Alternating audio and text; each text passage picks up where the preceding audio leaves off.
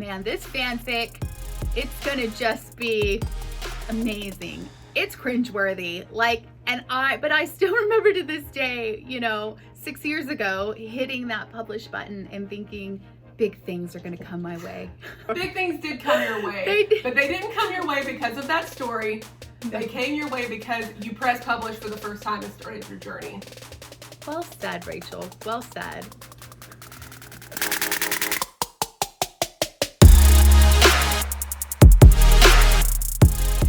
Hey y'all, it is Crystal and Felicity.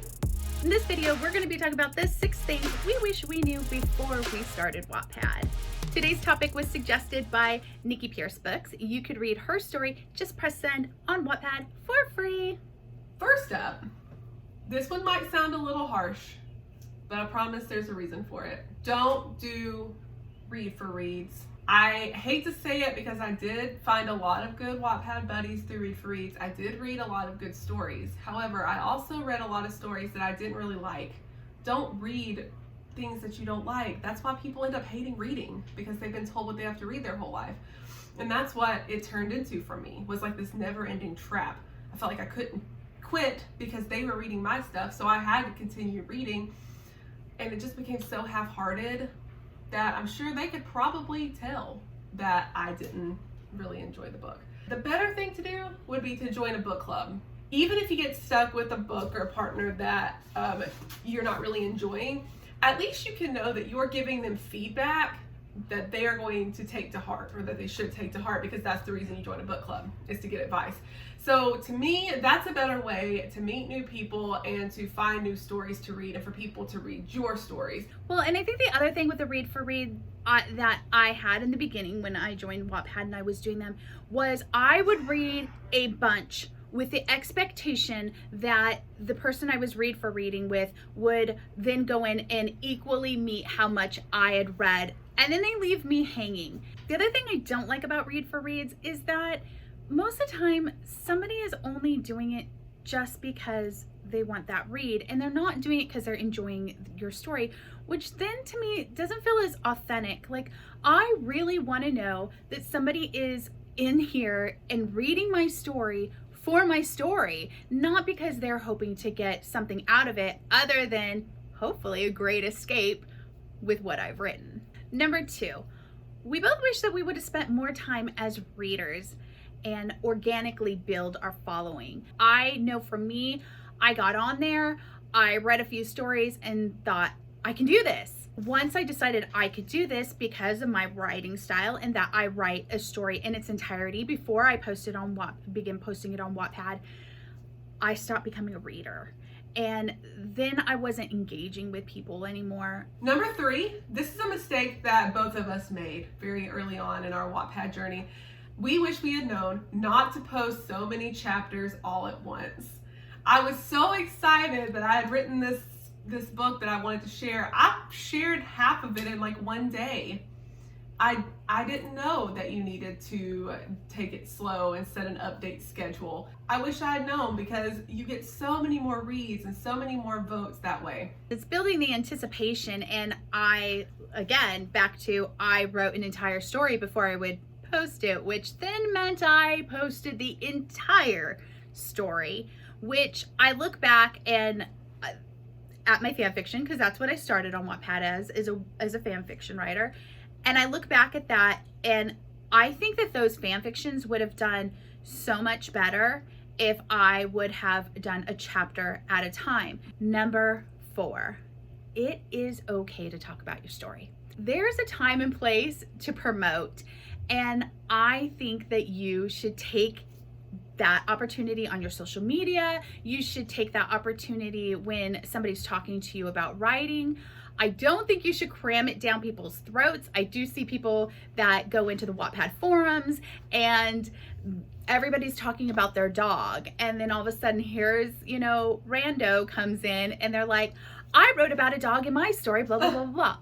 To me, it's just such a turnoff, because most of the people are in the forums, not so much to be promoting their stories, but to be connecting with other writers. And here you are, and everything that you are posting in there is about your story. It is frustrating, but I do think when you go through and you take your time and you at the appropriate times talk about it, at the appropriate times tweet about it, at the appropriate times put it on your Instagram.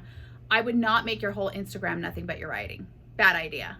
I wouldn't only tweet about your book and like the link to your Wattpad book. Bad idea.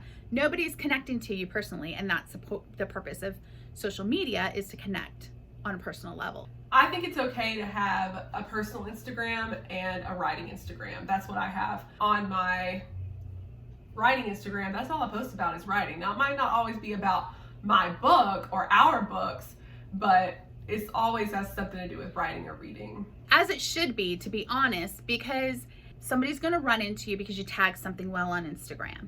And so now they start to follow you. And if all you're doing is talking about something they can't relate to, which is your story because they've never read it before, you're going to lose them as a follower. So to be sprinkling in little helpful advices on writing or a great quote from a well-known book, that's a really good, that's a good idea. Mm-hmm. That's a great way to be running any of your social media, is a little sprinkle of me, a little sprinkle of my story, and a little sprinkle of things that are outside of me in my writing world.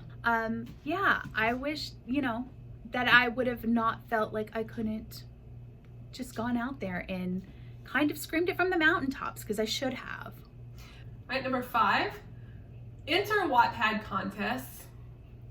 And I recommend the Wattpad profile contests, teen fiction, romance, sci-fi, horror, all of those.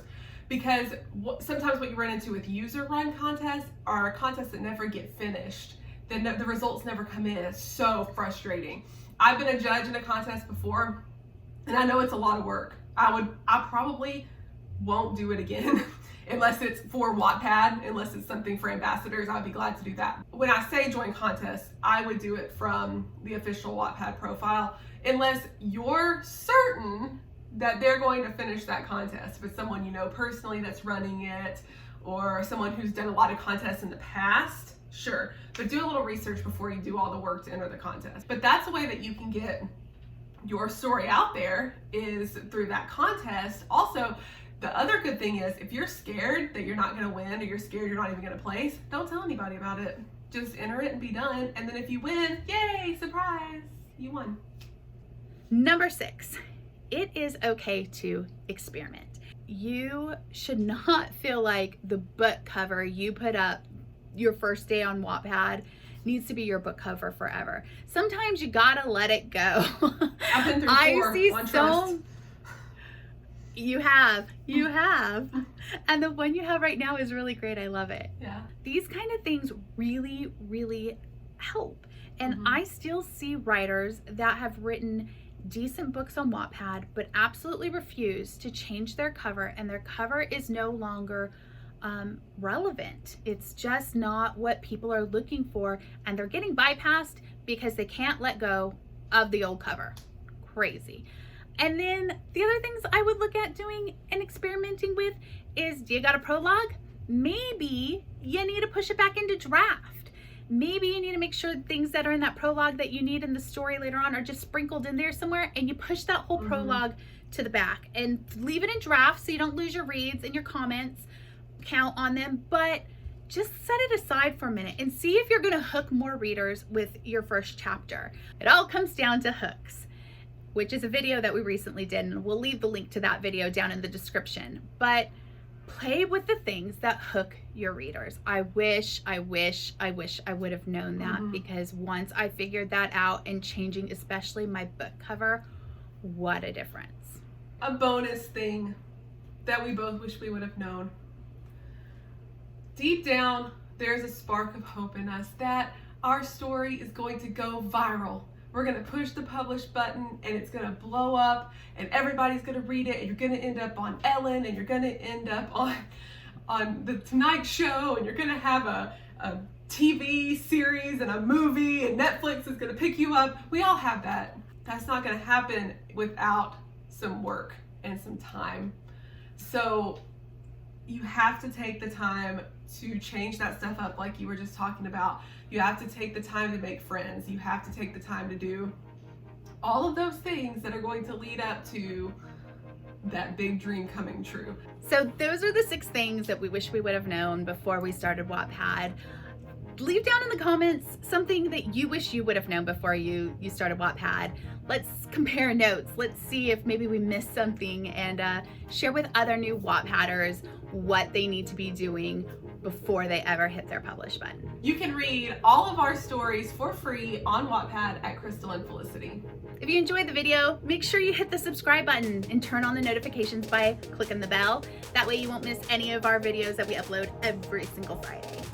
Thank you so much for watching, and as always, write what you love. Write what you love. See ya.